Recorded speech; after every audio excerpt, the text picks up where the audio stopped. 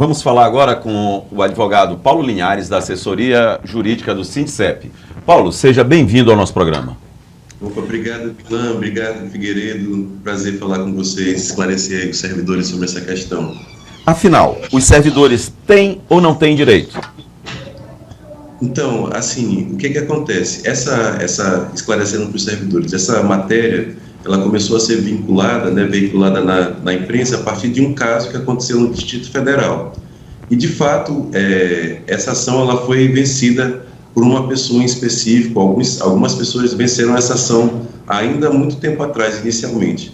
A partir do momento em que essa ação ela foi massificada, digamos assim, o Banco do Brasil ele passou a atuar de forma mais diligente nessas ações, exigindo a comprovação por parte da pessoa que ingressa na ação de que, de fato, teria havido esse desfalque, essa má gestão na conta individual. E aí o que a gente começou a observar? Que quando a maioria dos casos, quando vai se analisar os extratos da conta individual em conformidade com a legislação que rege o PASEP, a gente não encontra o desfalque que está sendo alegado.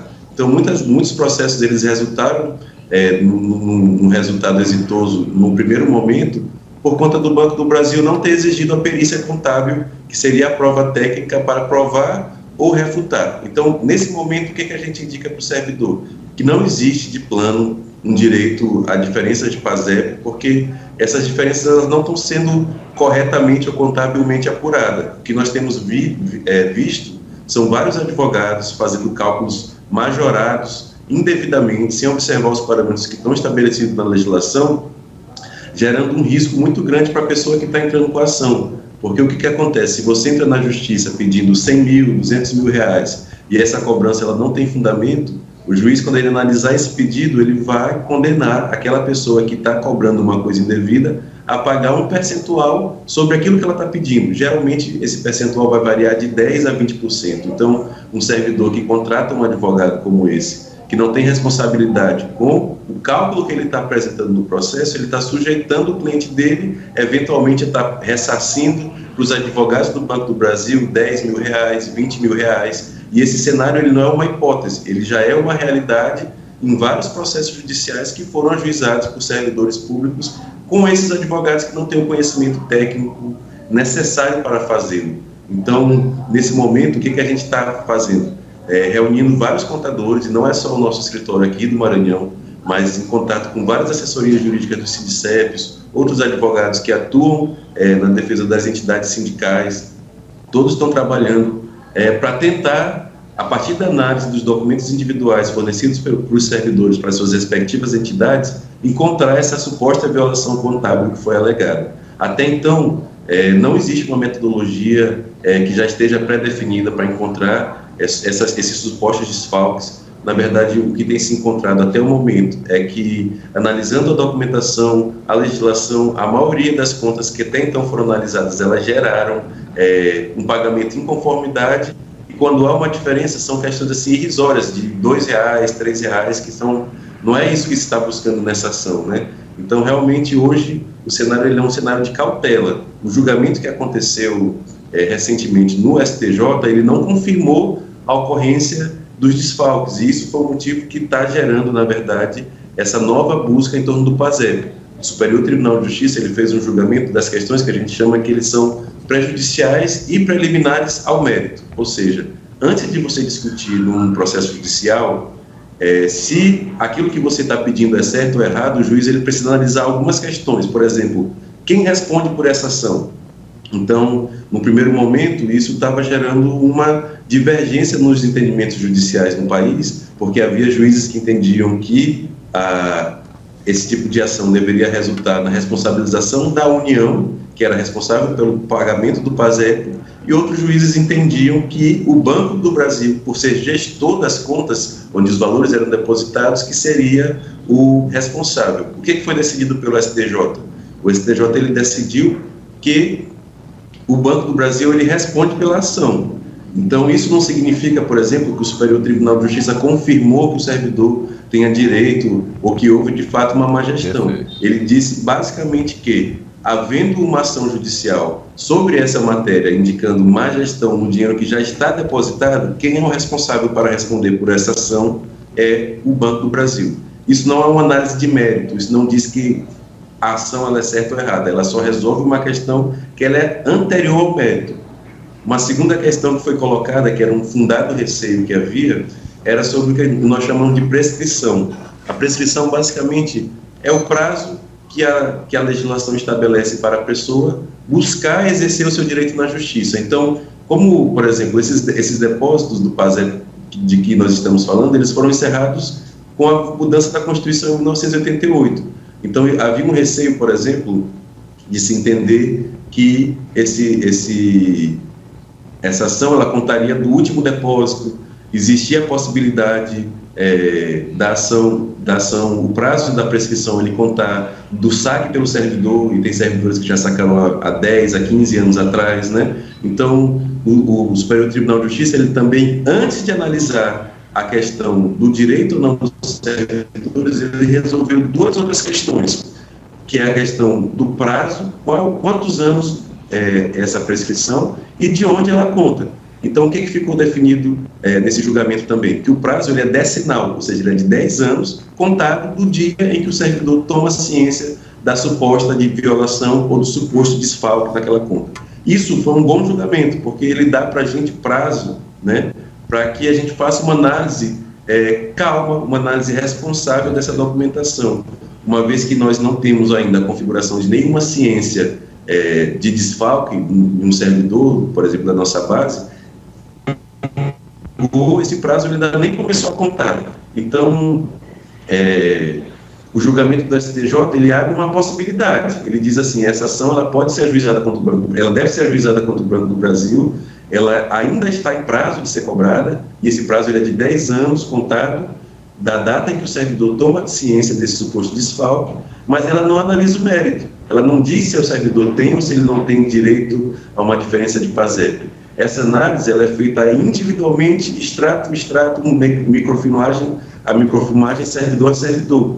Então, a partir dessa análise, que ela é contábil, aí a gente vai ter um fundamento para a ação. Então, hoje, Ricardo Figueiredo, né, nós não, enfim, como diz o ditado popular, várias cabeças pensam melhor. Nós estamos em contato com vários escritórios assim, responsáveis, e a visão de vários advogados assim, de respaldo, realmente ela tem sido nesse sentido.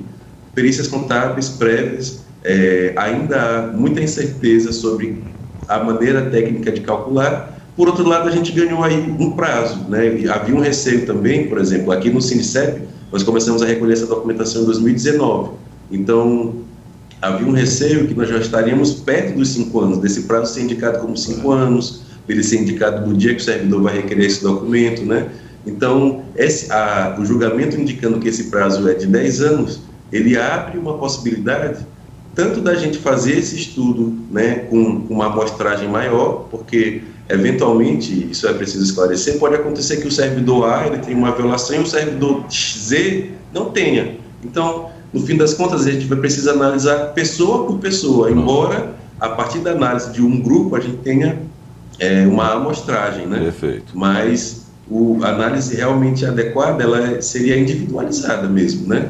Então, são questões que a gente precisa esclarecer para que o servidor ele não vá atraído por falsas promessas de ganhos imediatos, de ganhos exorbitantes, e acabe se colocando numa situação de prejuízo, porque esse tipo de dívida que é gerada no processo judicial, eventualmente ela vai gerar uma penhora, um bloqueio de conta bancária, um impedimento da transferência de um veículo, um impedimento da transferência de um imóvel, né? Então, às vezes, um servidor ele pode entrar com uma ação dessa cobrando aí R$200 mil e, de repente, ele ficar com uma dívida alta, sendo cobrado pela justiça de uma maneira insistente. O Banco do Brasil ele vai atrás desses honorários depois, né? A gente já está vendo isso lá no Distrito Federal e em outros estados do Brasil também. Então, a gente quer alertar o servidor do SINDICEP aqui do Maranhão para que ele tenha cautela, para que ele busque advogados de referência, que, no caso, estão aqui no sindicato, para fazer o ajuizamento dessa ação uma litigância responsável e não tornar essa ação uma aventura,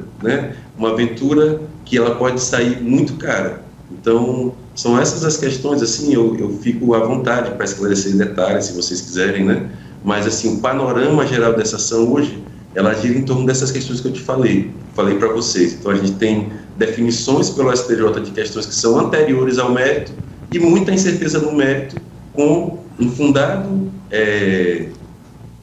fundado pedido de cautela, porque os estudos iniciais eles não revelaram que se estava buscando. Então, é preciso que a gente continue essa busca desses fundamentos e a busca também dessas metodologias de cálculo para que a gente possa fazer análise um a um e, havendo essa violação, o Banco do Brasil, no caso, seja responsabilizado a restituir, o que ainda não aconteceu no momento, né? Doutor Paulo, infelizmente nosso tempo aqui é muito curto, mas agradecemos a sua pronta resposta. E então o que a gente tem a dizer realmente para os nossos filiados é: tenham calma, qualquer dúvida, mande para nós pelo e-mail ou vá ao sindicato, não é isso? Não vamos atrás de oportunistas. O sindicato tem como resolver a situação de cada um, não é isso? Sim, na verdade, Ricardo, é um excelente apelo, porque os advogados que estão atuando fora do sindicato, eles não têm uma litigância responsável, na verdade, não tem um compromisso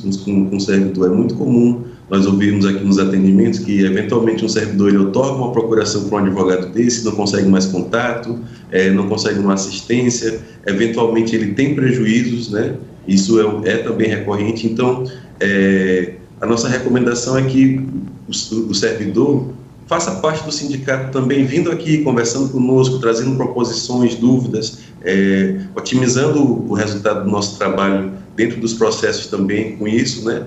E aí fique realmente precavido, porque há toda sorte de golpes aí no mercado, advogados, pessoas que se passam por advogados de fato aplicando pequenos golpes, enganando as pessoas. Então a gente pede realmente que o servidor público, que ele é filiado ao sindicato, ele procure um advogado da sua entidade, porque aí ele vai estar de fato em contato com escritórios de referência que podem dar para ele instruções que vão zelar pelo direito dele de uma forma segura. Tá bom? Muito obrigado.